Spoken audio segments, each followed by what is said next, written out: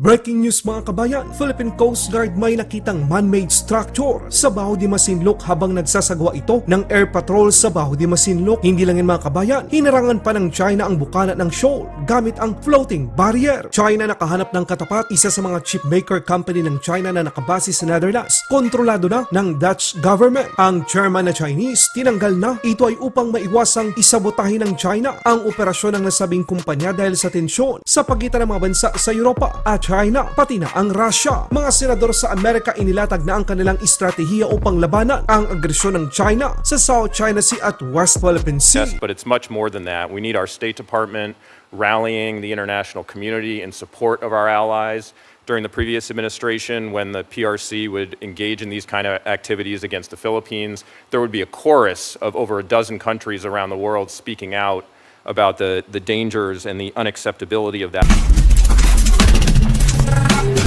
Man-made structure sa Bajo De Masinloc nakita sa pagpapatrol ng eroplano ng Philippine Coast Guard. Mga istruktura na gawa sa kahoy nakita sa aerial surveillance ng Philippine Coast Guard sa loob ng Bajo De Masinloc, maging ang bukana ng nasabing teritoryo ng Pilipinas, nilagyan ng China ng floating barrier para hindi makapasok ang anumang barko ng bansa. Isa itong paglabag sa karapatan ng mga Pilipino dahil ang Bajo De Masinloc ay ating, hindi sa China. Dapat kumilos ang Pilipinas dahil kapag nakapagtayo ang China ng kahit anumang structure dito, magiging kapares din ito ng nangyari sa Mississippi Reef sa Spratly Islands. Sa ibang balita naman, isa sa pinakamalaking Chinese-owned chip maker, ang Nexperia, ay surpresang nasa kontrol na ito ngayon ng Dutch Government. Ang Nexperia ay isang chip maker na pagmamayari ng China na nakabase sa Netherlands. Layuning pangalagaan ng Dutch Government ang tuloy-tuloy na supply ng mga semiconductor sa mga bansa sa Europa para sa mga sasakyan at iba pang elektronikong produkto at protektahan ang seguridad sa ekonomiya ng Europa. Ang Nexperia ay isa sa pinakamalaking kumpanya na gumagawa ng simple computer chips tulad ng diodes at transistors. Nagulantang ang China mga kabaya dahil ang chairman ng Nexperia na isang Chinese ay sinuspende ng Amsterdam Court Order nitong buwan lamang. Ganito rin dapat ang gawin ng Pilipinas, lalo na sa mahalagang infrastruktura ng kuryente, cell tower at iba pa na walang Chinese na dapat na mamamahala. Dapat Pilipino lamang dahil sa patuloy na ginagawang agresyon ng China sa West Philippine Sea. Mga senador sa Amerika punong-puno na sa ginagawang provokasyon at pangbubuli ng China sa mga kapitbahay nito sa South China Sea at West Philippine Sea. Inilatag ng Senado ng Amerika ang kanilang mga estratehiya upang hadlangan at supilin ang iligal at maagresibong pananakop ng China, lalong-lalo na sa mga teritoryo ng Pilipinas sa West Philippine Sea. They had endless examples of videos of the wildly aggressive actions coming from the PRC, and those actions have only continued to escalate. We've seen the PRC weaponize the tourism industry and sow disinformation to try to destabilize their neighbors. This is all part of their playbook, and we all recognize it. Illinois soybean farmers are feeling it today, too, as they're being screwed over amid the Trump tariffs, bearing the brunt of some very real pain right now. So having co-led repeated bipartisan delegations to the Shangri-La dialogue in recent years, I know that there is strong appetite for continued United States commitment to the region, particularly as a Pacific power ourselves. And we all know that in our absence, the PRC will fill that vacuum and exploit every loophole that they can find, with energy dependencies being another obvious target. And we can project our power militarily, and we must continue to show up for our allies and partners to keep proving that capability. But I feel very strongly that we have to show up on other fronts too. And I believe there's a bipartisan interest in doing so, especially on the energy front. Mr. Singleton, you've discussed this already. How Taiwan's energy dependency is an acute and severe vulnerability. So the United States military presence is not only an essential tool for regional defense, but also a fundamental element for proactive engagement and power projection, deterring the PRC from increasingly trying out their luck. We have a number of critical alliances and partnerships in the region that we don't have to go it alone, has always been one of our distinct advantages over the PRC in the Indo-Pacific.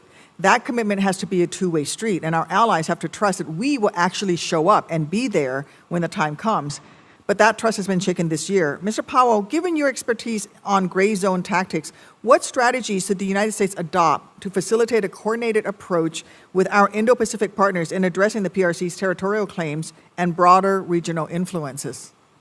Senator Duckworth, thank you for the question. One particular one that I've already mentioned in my opening comment, and which we've spent a lot of time on, is studying very hard what the Philippines has done with assertive transparency. Now, assertive transparency is a term that we developed at Sealight. The Philippines itself doesn't use that exact term, but the systematic exposure, documentation, and release of information about gray zone tactics pulls back the curtain of China's opacity and deniability that they use to conduct their gray zone activities. In short, I think we should light up the gray zone. Thank you. And can we replicate these strategies around the world? What can you say about specific regional concerns that we should bear in mind here? Well, so that's, I think, one reason why it's important to also bring in outside actors. Now, I recognize as an outside actor involved in the transparency space, there's a little self-interest here. But I think one of the reasons that CLIGHT exists is because we recognize that it's actually very hard for governments to release information due to security, political, diplomatic, all kinds of different, just bureaucratic reasons. So I think it needs to be a combination of aggressively doing things like declassifying information, releasing information from government sources, which have the best information, but also bringing in private actors that actually bypass the government bureaucracies so that you can kind of have all hands on deck. Thank you. I have a final question, may I? Thank you, Mr. Chairman, for indulging me. I think looking forward, there are many steps that the United States should take to mitigate the PRC's illegal and coercive actions in the Indo-Pacific, but we also have to ensure that we keep open both diplomatic and financial channels with our partners to help them close their deficiencies. For instance, again, we talked about enhancing Taiwan's baseload energy options. Previous administrations' efforts to mitigate the immediate PRC threat to Taiwan have worked. Yet the Trump administration is withdrawing U.S. influence at a time when we actually need to show the PRC we remain with our friends.